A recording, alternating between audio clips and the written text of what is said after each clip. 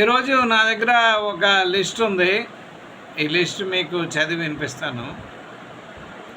British వాళ్ళు చేసిన దుర్మార్గం, హిందూ మతాన్ని ఏ విధంగా పాడు చేశారో ఒకసారి ఆలోచన చేయండి. హిందూ మతంలో ఉన్న తప్పులు సరిచేయడానికి బ్రిటిష్ వాళ్ళు ఎవరు కదా? బ్రిటిష్ వాళ్ళు చాలా దుర్మార్గం చేశారు. చేసిన దుర్మార్గాలు చూడండి ఎలాంటి అంటే 1804లో శిశు హత్య నిషేధం. శిశువులను కూడా బలిచ్చేవాళ్ళు. ఒక్కొక్కసారి ఏం చేసేవారంటే ఆ శిశువు మరి పుట్టడం వలన నీకు నష్టం వస్తుందని పూజారి చెప్పడం వలన వాళ్ళు ఏం చేసేవారంటే శిశువుని చంపేసేవాళ్ళు.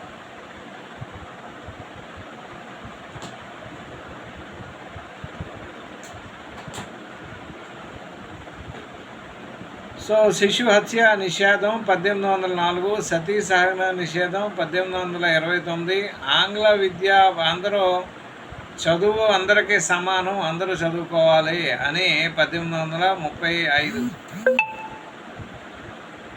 ఉద్యోగాలు అందరికీ సమానం, అందరూ ప్రభుత్వ ఉద్యోగాలు చేయొచ్చు 1833, నరబలి వ్యతిరేకంగా చట్టాలు. నరబళ్ళు ఉండేవి. హిందూ మతాన్ని ఎంత దుర్మార్గంగా పాడు చేశారో ఒకసారి ఆలోచన చేయండి. బానిసత్వం, అప్పట్లో పాలేరులను పెట్టుకునేవాళ్ళు. బానిసత్వ నిర్మూలన 1833లో. అన్య మతస్థులకు ఆస్తి హక్కు, అంటే వేరే వాళ్లకు మతం మార్చినా సరే ఆస్తి హక్కు ఉండేటట్టుగా 56. హిందూ వివాహ వయస్సు 18 సంవత్సరాలకి వివాహం చేసుకోవచ్చు అని చెప్పి పెట్టారు. బాల్య వివాహాలు రద్దు. హిందూ మతాన్ని ఎంత దుర్మార్గంగా బ్రిటిష్ వాళ్ళు పాడు చేశారో చూడండి. హిందూ స్త్రీకి సమాన హక్కు, ఆస్తి హక్కు. తర్వాత శూద్రులకు ఆస్తి హక్కు 1875. ఆడ శిశువులను గంగలో అంటే నదిలో పడేసేవారు ఆచారంగా. అంటే ఆమె అంటే ఇంట్లో జ్యేష్ఠురాలు అయితే ఆమెని నదిలో వేసి దేవతకి అర్పించేవారు. నది అంటే నది దేవతకి, భూదేవత లాగా నది దేవతకి చేసే ఆ హిందూ మతాన్ని ఈ విధంగా పాడు చేశారు. తర్వాత ఇంకా మనుధర్మ శాస్త్రం, బానిస నిషేధ చట్టం 1813, 1817లో నేరస్తులను శిక్షించే హక్కు. అది బ్రాహ్మణ అయినా సరే ఎవరైనా సరే నేరస్తులు అయితే మాత్రం ఒకటే శిక్ష.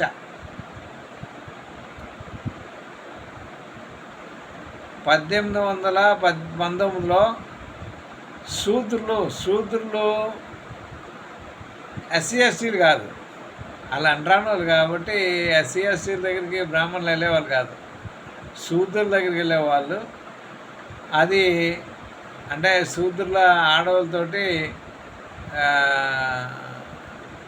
మత విశ్వాస ప్రకారంగా మరి ఆ యొక్క కన్య శాపాన్ని తీసేయడానికి బ్రాహ్మణులు 3 రోజులు పెళ్లి చేసిన 3 రోజులు వాళ్ళతోటి శోభనం చేసేవాళ్ళు.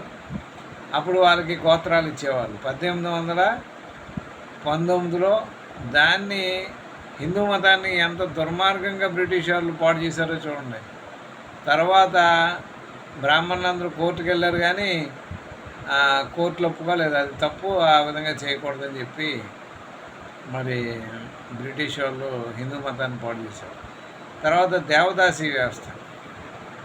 దేవదాసీలు అంటే ఎస్సీలు కాదు వాళ్ళు, అది కూడా అగ్రవర్ణమే. సో దాన్ని కూడా నిషేధించటం, అంటే దేవదాసీ మంచిదని నేను చెప్పట్లేదు. అదేవిధంగా కుల మతాలు ఆఫీసులో మాట్లాడకూడదు, చెప్పకూడదు, చేయకూడదు. ఇంటి దగ్గరే వివక్ష అనేటువంటిది ఉండకూడదు. తర్వాత విధవరాలి పునర్వివాహం, విధవరాలని పెళ్లి చేయొచ్చు. ఇందాక మీకు ఒక వీడియోలో చెప్పాను ఏంటంటే ఆ యొక్క ఋగ్వేదం 45:10-85లో, అంటే వచనాల్లాగా చెప్తున్నాను నేను, చదివితే మీకు తెలుస్తుంది. అక్కడ 10 మంది దగ్గర ఆమె పిల్లల్ని కనడానికి ఎలాగైనా సరే పిల్లల్ని కనాలి. బ్రాహ్మణ స్త్రీ, అందరూ కాదు. అందరికీ మిగిలిన వాళ్ళు బ్రాహ్మణ దగ్గరికి వెళ్ళొచ్చు, కానీ బ్రాహ్మణ స్త్రీ ఎవరి దగ్గరికైనా వెళ్ళొచ్చు. తర్వాత 1929లో బాల్య వివాహం రద్దు చేయటం జరిగింది. ఈ విధంగా అనేకమైన చట్టాలు బ్రిటిష్ వాళ్ళు చేశారు. సో ఈ హిందూ మతాన్ని వాళ్ళు ఎంత దుర్మార్గంగా పాడు చేశారో ఒకసారి గమనించండి. చాలా దుర్మార్గంగా బ్రిటిష్ వాళ్ళు ఏం చేశారంటే, మరి వారి యొక్క హిందూ మత విశ్వాసాల మీద దెబ్బ కొట్టారు. ఇవి చాలా ప్రమాదకరమైనవి.